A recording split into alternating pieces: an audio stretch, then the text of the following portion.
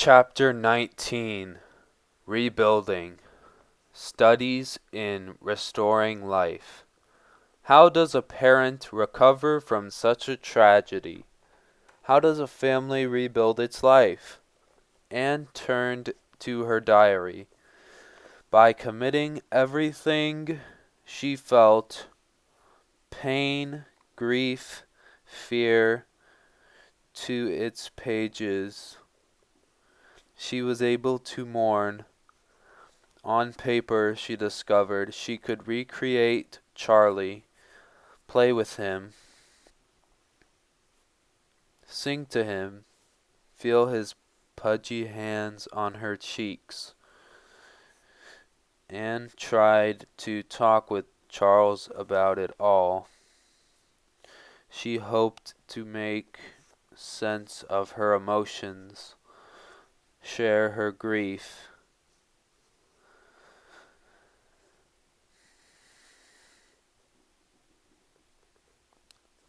But he brushed her off.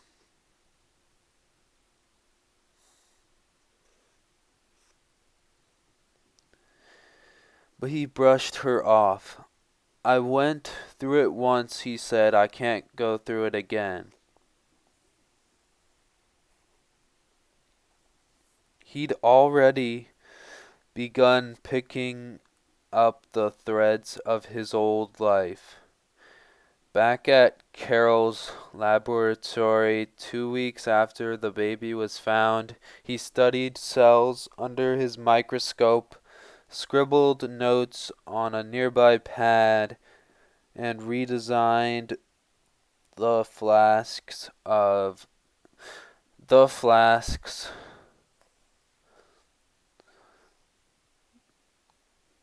Dr. Carroll used for his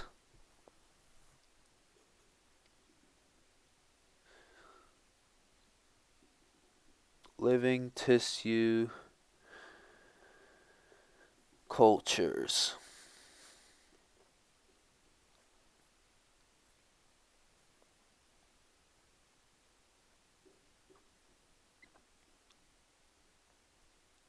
Completely absorbed, Charles worked with almost wordless concentration.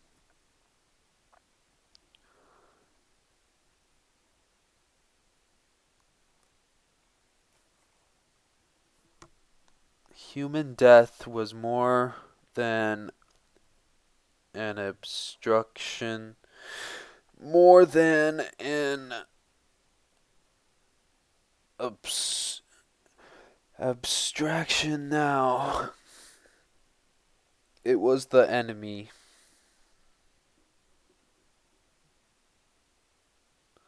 And he intended to vanquish it. Reconstructing a murder. The investigation into his son's murder also absorbed Charles.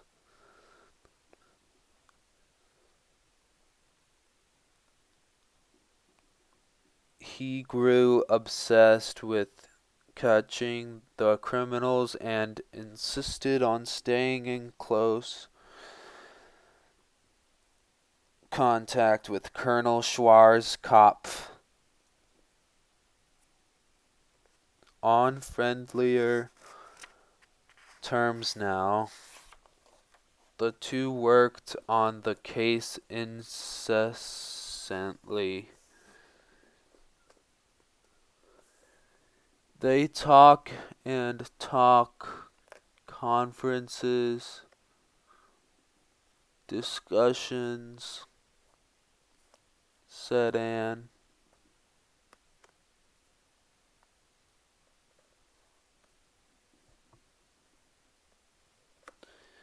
To reconstruct his murder,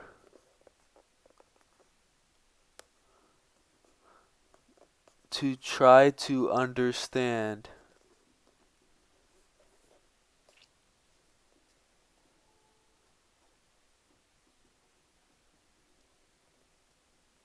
6 days after the body was discovered, detectives put a replica of the kidnappers' ladder up to the nursery window.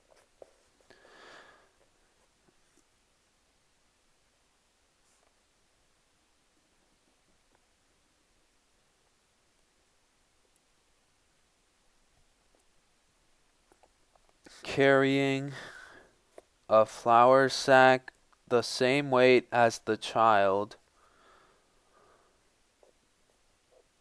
a policeman climbed out the window. With a groan, the ladder's rung snapped in exactly the same place as the original. The sack thudded sickeningly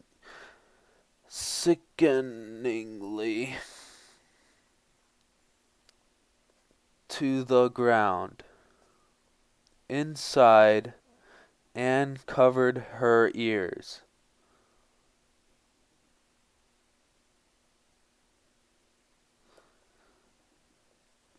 But outside, standing at the ladder's bottom, Charles unemotionally put together the facts. Since no blood was found near the gravesite, he theorized Charlie had died when the ladder rung broke.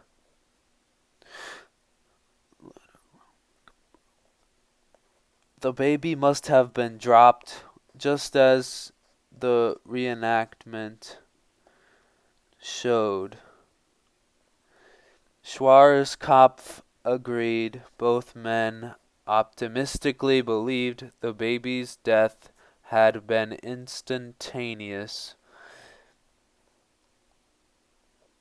that he'd never known confusion or fear.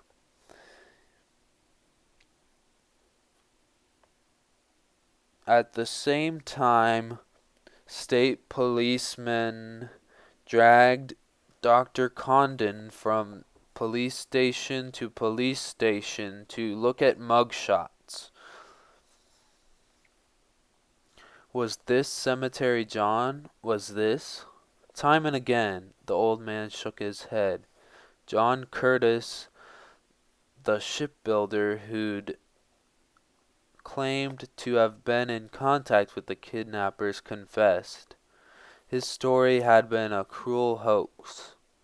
He'd made it all up, he told the police.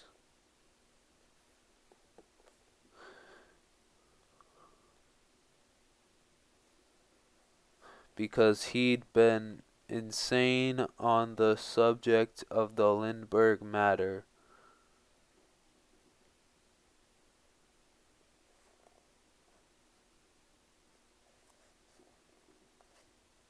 But he was well now, he added, and deeply regretted the inconvenience he'd caused the Lindberghs.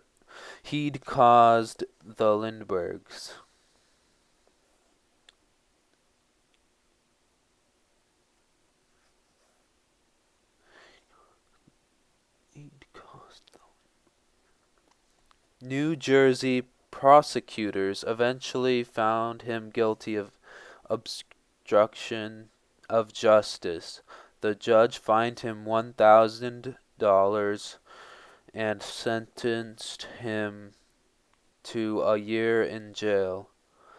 Mickey Rossner, the bootlegger, stuck to his story when police interrogated him. He claimed he'd been telling the truth when he gave that March 13th press statement.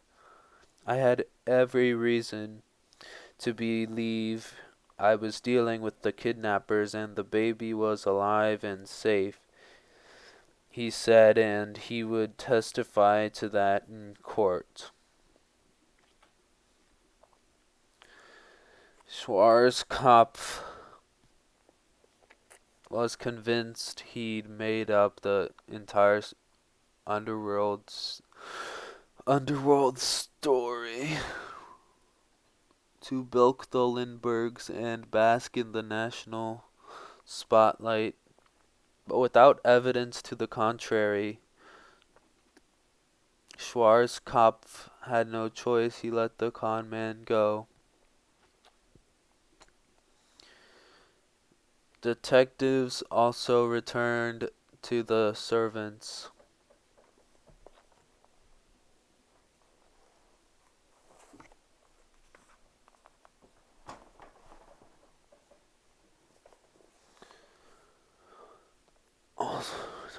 Detectives also returned. In particular, the evasive, uncooperative Violet Sharp.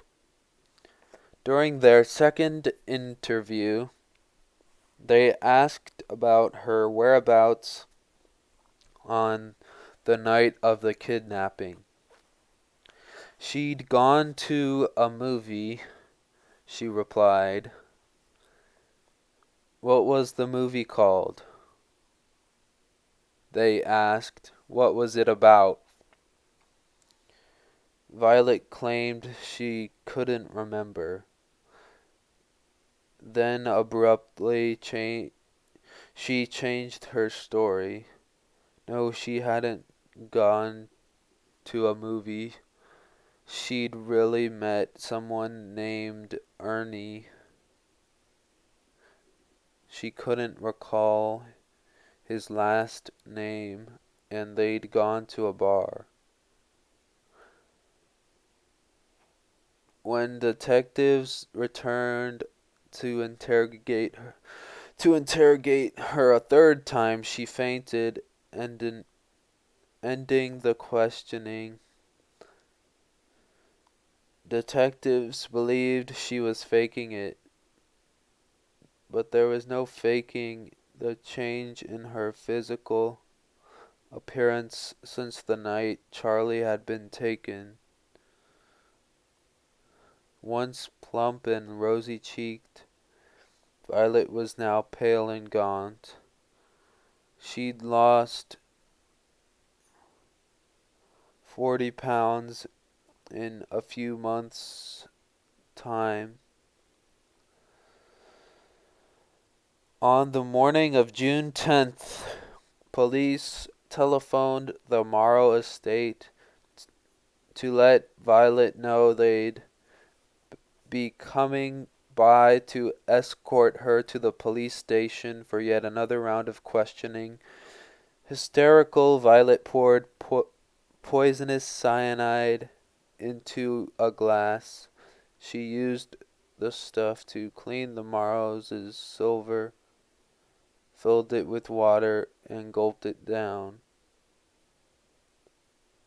Then she stumbled down the stairs and fell to the kitchen floor dead.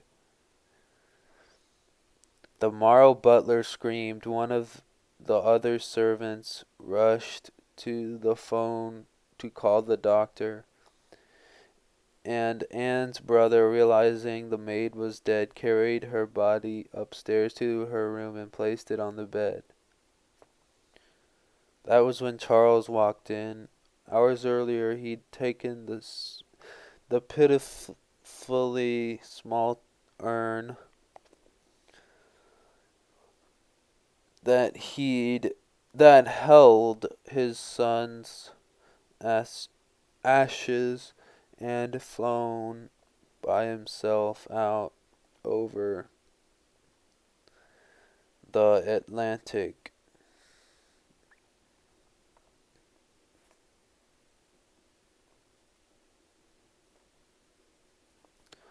A warm sun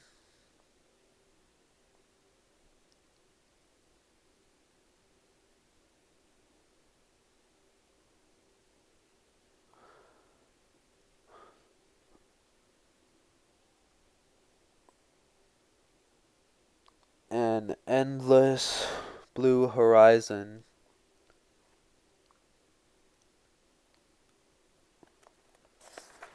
To Charles's mind, there could not have been a more fitting resting place for his Buster. He opened the plane's window and poured the ashes into the air, watching as they spiraled away. Now, returning to the Morrow home, he found yet more death and horror.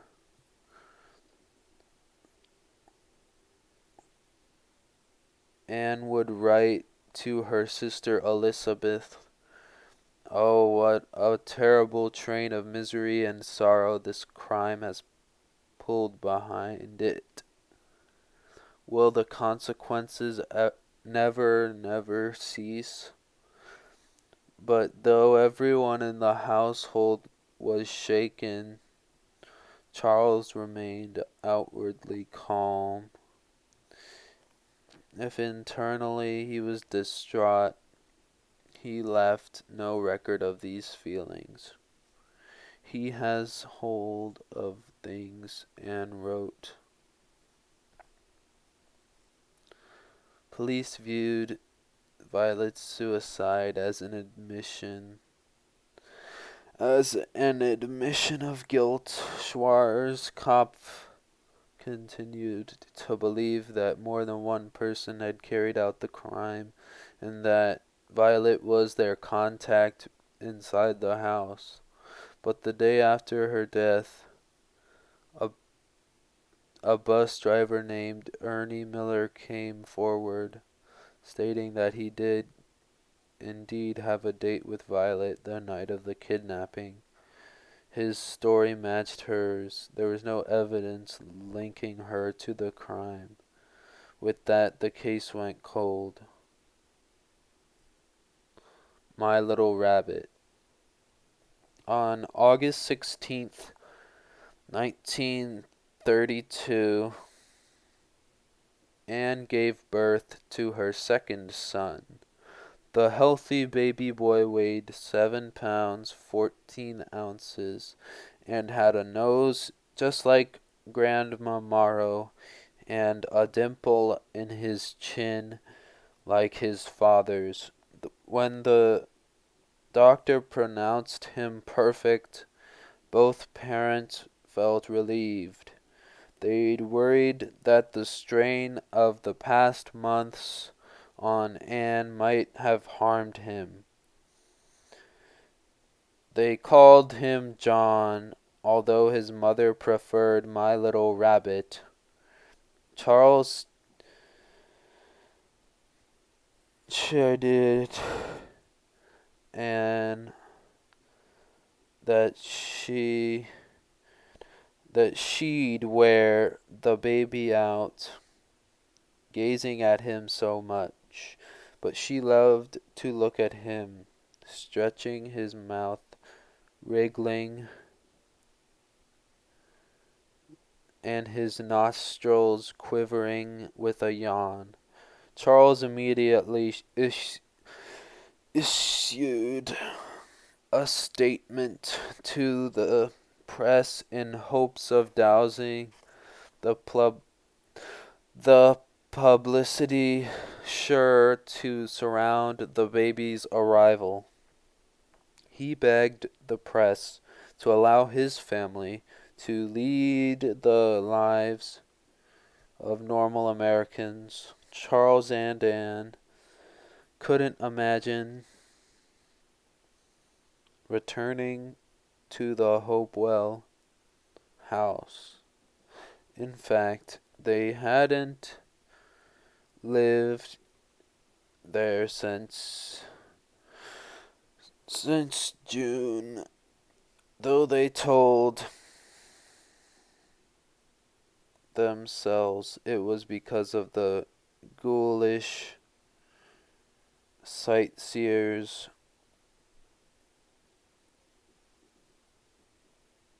who kept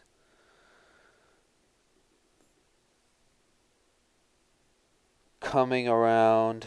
The truth was,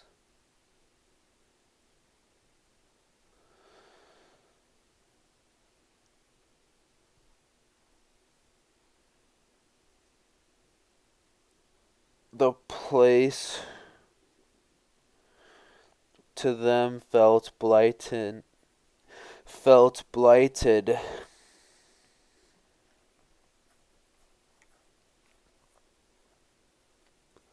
I don't believe I can ever live in that house in freedom and sanity, said Anne.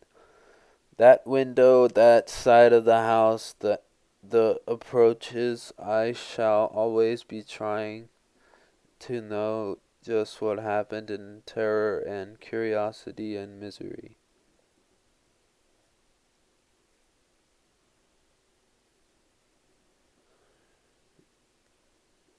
And Charles claimed he would never be able to go away to work, leave you and the children there without armed protection. And so they moved back in with Betty Morrow at Next Day Hill, with its guards and tall fences. It felt safe. But Charles needed more than safety. He needed to feel relaxed and easy again. Flying to forget. As the anniversary of Charlie's death rolled around on March 1st, 1933, Anne could not stop the flood of dark thoughts. She obsessed over the last minutes of his life. I want to know just what he suffered. I want to see it, to feel it even. She longed for death, so the distance between the baby and me will be nothing. And one morning, as she sat on a Manhattan subway, trying not to cry, she found herself staring at the faces around her. Horrible, horrible looking people. She wrote bitterly in her diary, I wanted to say, and which of you killed my boy? She was terrified of a smash-up, she wrote, on the verge of a nervous breakdown. Still she hid her despair as best she could, knowing Charles had little patience for displays of emotion. She cried silently at night or out walking the fenced grounds of Next Day Hill while her diary entries held her pain. I will never accept it, cannot accept it or get used to it or get past it. It is not a normal sorrow. Back of it is always it need not have happened, and that is torture.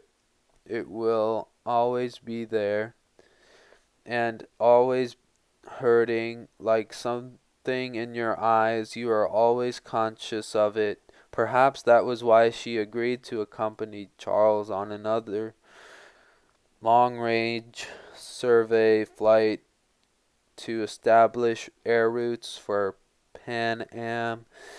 This time they would fly across the Atlantic Ocean, first to Greenland and Iceland, then to the European continent. From there they would fly across Africa and return home by way of South America. Planning to leave in July, Charles estimated the trip would take 5 months. Yes, they would miss the baby's first birthday, he told Anne. But if all went as expected, they'd be back in time to celebrate Christmas with him. She must have done the math. John would be 16 months old by then, and his parents would have missed almost a third of his life, and yet Anne, still despairing over the loss of her first son, didn't hesitate to leave her second. Her going wasn't just to please Charles. Flying, like writing, claimed Anne, cut her free from the strings of memory. With her mind on Morse code and radio transmissions, she'd have little time to dwell on loss and grief. And the Lindberghs took off on July 10th, 1933, a pale, colorless morning, from the Morrowes' summer house in Maine, just as they'd done 2 years earlier. They left their baby in the care of Grandma B and Betty Gow. As they rose into the sky, Charles's attention was focused on the direction of the wind and the tilt of his Lockheed Sirius's wings. Behind him in the navigator's seat, Anne's heart ached. It ached through the entire trip, 29,781 miles. Summer turned to fall. In Maine, servants closed the Morrow house for the season, and Betty Gow returned with John to Next Day Hill. While in Europe, Charles and Anne took in Finland, Holland, Spain, and Portugal, all potential airline stops. Fall edged into winter. At Next Day Hill, Betty Gow pulled John on his little sled through the snow-covered garden, while on the Azores Islands, Charles plotted the route to Brazil, and Anne longed for home. "How much longer?" she asked Charles. "How much farther?" He was indifferent to her unhappiness. "My time is my own," he coldly replied. By the time they returned to Next Day Hill on December 19th, John no longer remembered them.